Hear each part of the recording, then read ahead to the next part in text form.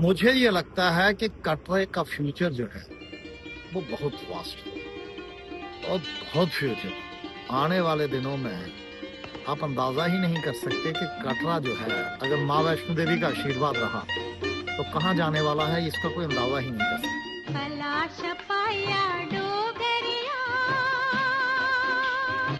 So right now we are in Katra, which is located 48 kilometers away from the Jammu city and located at the foothills of the Trikuta mountains.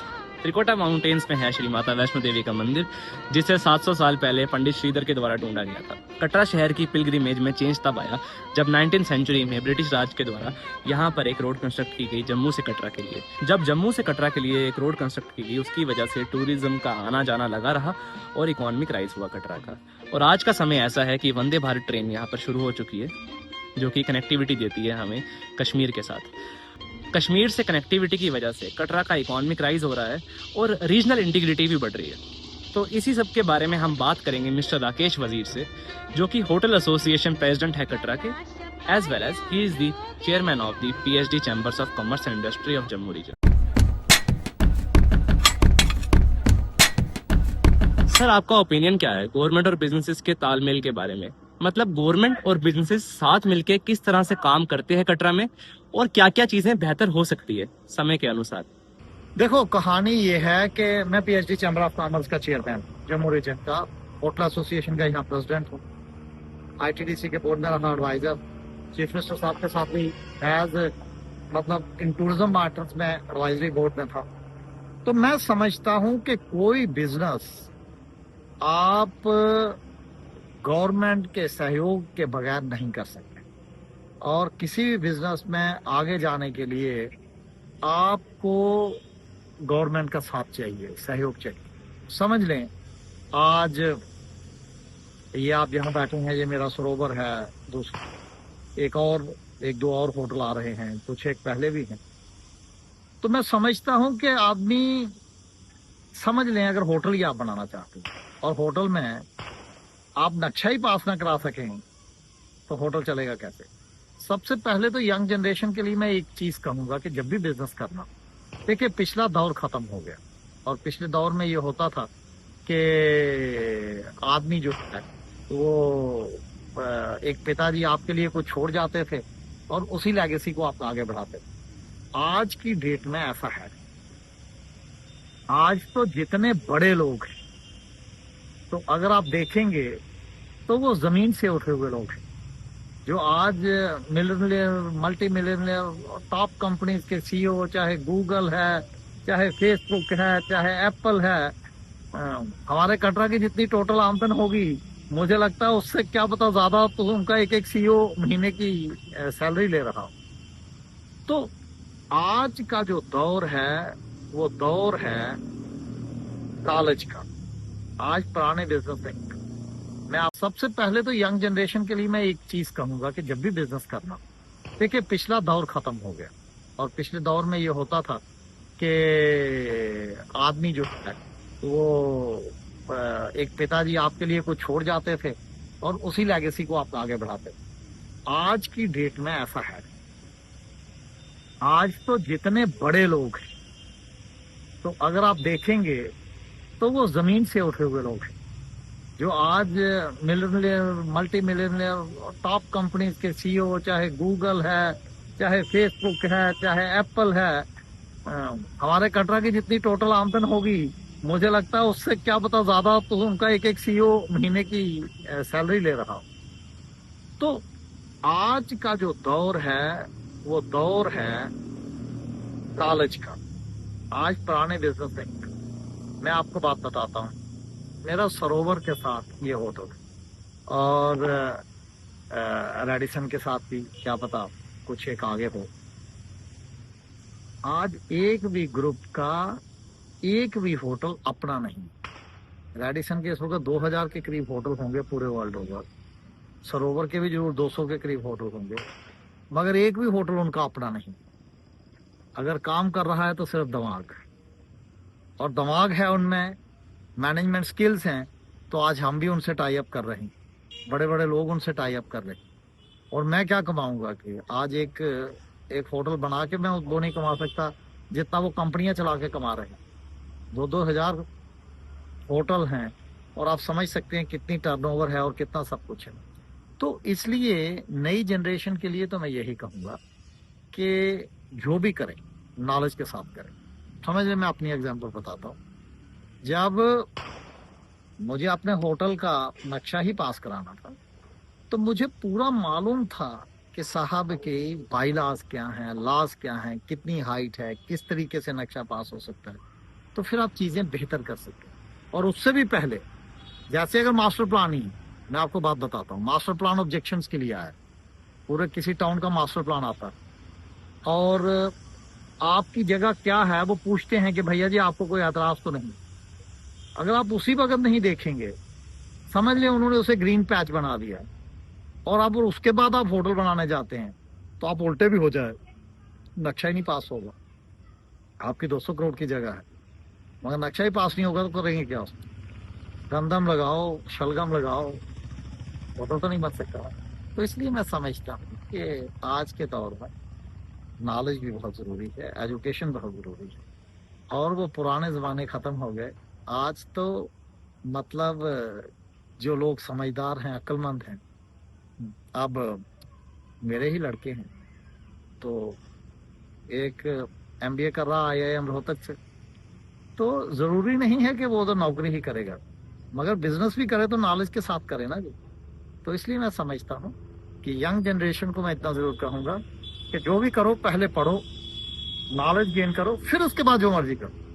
उसमें एक आपका vision ही रहना।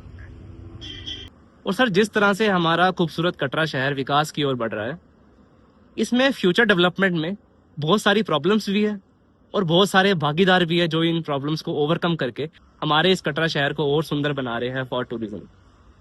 अब sir, आपका vision क्या है कटरा के future development programmes के बारे में? किस तरह से कटरा शहर जो है वो डेवलप हो सकता है और बड़े मायने पे, ताकि हम इसको भारत का एक ऐसा हब बना सके जो कि एक स्पिरिचुअल सेंटर के साथ साथ एक इकोनॉमिक हब भी हो और साथ में इसकी ओवरऑल सोशल डेवलपमेंट भी हो सके? मुझे ये लगता है कि कटरे का फ्यूचर जो है वो बहुत वास्ट है और बहुत फ्यूचर।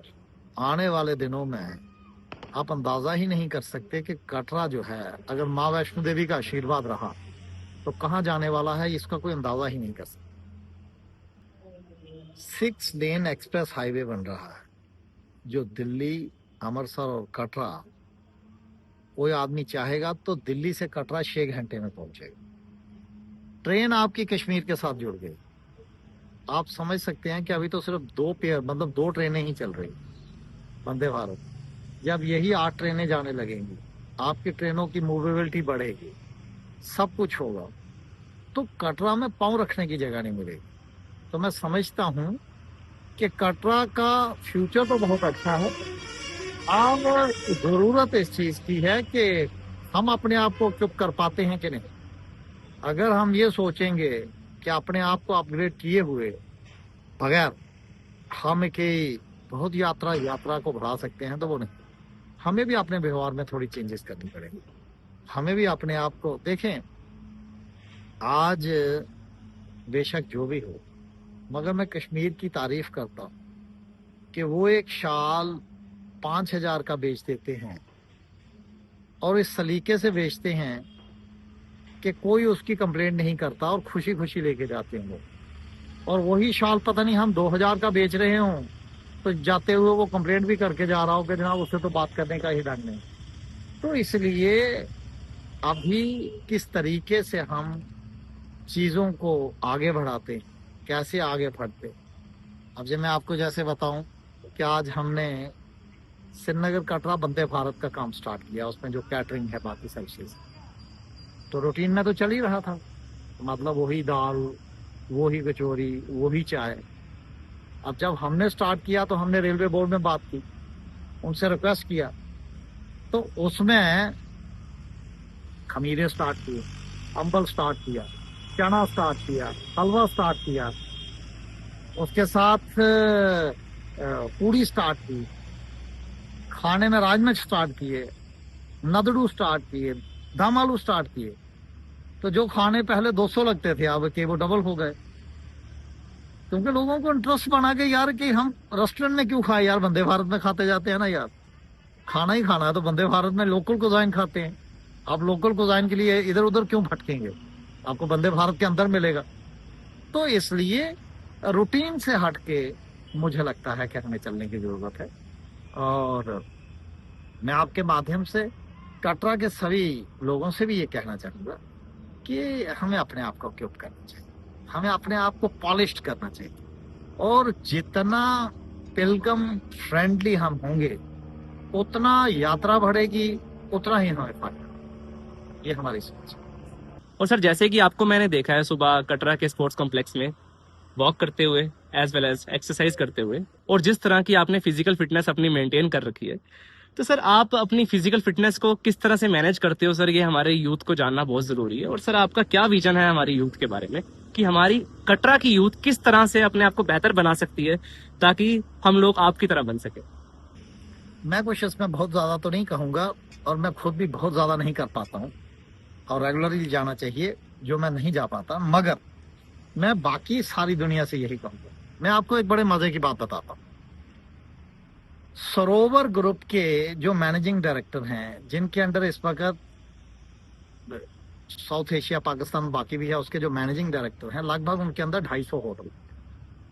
हम ये समझते हैं कि हमने एक या दो या तीन होटल बना के बड़ा तीर मार लिया, उनके अंदर 250 होटल है। और सर मैं आपको बड़े मजे की बात बताऊं कि सुबह वो 5 बजे उठते हैं और जिम जाते हैं, और हर संडे को 70 से 80 किलोमीटर साइकिल चलाते हैं, 70 to 80 किलोमीटर। अभी पिछले हफ्ते उनका मुझे मैसेज आया कि मैंने 100 किलोमीटर आज साइकिलिंग की। तो सिस्टम ये है कि हेल्थ बहुत जरूरी है। हेल्थ आपकी एक मशीनरी की तरह है, अगर आप उसे रखेंगे नहीं। मैं अपनी ही बात बताता हूँ, पिछले 1.5-2 महीने से मुझे किसी काम करने को दिल ही ना करे, जिसमें करे सुस्ती सुस्ती। जिम शिम गया, ये वो किया तो फिट हो गए। तो इसलिए, और ये एक एस्पेक्ट है, हम तो चलो फिर भी एक जिंदगी जो है वो जी चुके हैं। अब इसके आगे की कहानी, और इसके आगे की कहानी ये है कि आपको मालूम है कि हमारे कटरा का यूथ, और यूथ इन टोटलिटी पूरे कंट्री का ही, ड्रग्स की तरफ कितना जा रहा है। आज कटरे में ज्यादा नहीं होंगे तो 6 से 7 बच्चे मर गए, ड्रग की थोड़ी सी ओवरडोज हुई और उनकी जान चली गई। ऐसे ऐसे घर हैं जिनके पेरेंट्स को लगता है कि उनका बच्चा बहुत अच्छा है, और वो चुप चुप रहता था एक कमरे में, एक दिन पता चला उसने ड्रग की ओवरडोज हुई और वो मर गया। तो सर आज जरूरत इस चीज की है कि हम अपनी नई जनरेशन को इनसे कैसे दूर करें, और वो तभी होगा, वो जिम जाएं, वो खेलें, वो पढ़ाई करें, वो गेम्स करें। एक आदमी ने मुझे बड़ी अच्छी बात कही थी, और वो फॉरेन में थे, और फॉरेन में बहुत चलन है ड्रग्स, और कहते जी कि एक अच्छी बात है कि मेरे बच्चे ने ड्रग्स नहीं ली। तो मैंने कहा जी उसके पीछे क्या वजह रही होगी। कहते जी वजह एक ही है जो मैं समझ पाया, और वो मैं अपने मालिक मकान से समझ पाया जब मैं नया नया फॉरेन गया। और उन्होंने मुझे बताया कि भाई अपने बच्चों को टाइम मत,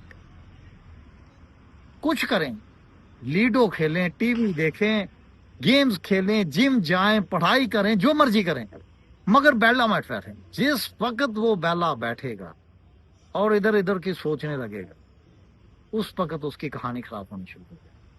तो मैं समझता हूं कि हेल्थ के बारे में कॉन्शियस होना बहुत जरूरी है। और आपको मैं रोज देखता हूँ, मजा आता है। और आप हमारी यंग जनरेशन जो है, मुझे खुशी होती है।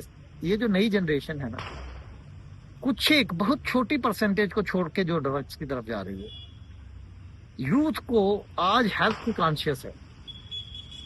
और ये मुझे लगता है कि ये सलमान खान, संजय दत्त, और ये जो आए ना आमिर खान वगैरह, जिन्होंने जिम जाके बॉडी ये वो, इससे मुझे लगता है कि ट्रेंड एक चेंज हुआ। आज की डेट में तो आपको फिल्म इंडस्ट्री में कोई, आप पुराने एक्टर देखें, किसी का मसल नहीं होते थे, किसी की बॉडी नहीं होती थी। आज जितनी नई जनरेशन आ रही है, आप देखेंगे क्या फरीक है उनकी। पुराने एक्टर्स की भी बहुत अच्छी थी, मगर वो नेचुरल थी। आज तो जितने लोग हैं आप देखो, लड़के जो हैं उनकी चेस्ट देखो और बाकी चीजें देखो, तो मुझे लगता है कि नई यंग जनरेशन को हेल्थ कॉन्शियस होना भी चाहिए और है।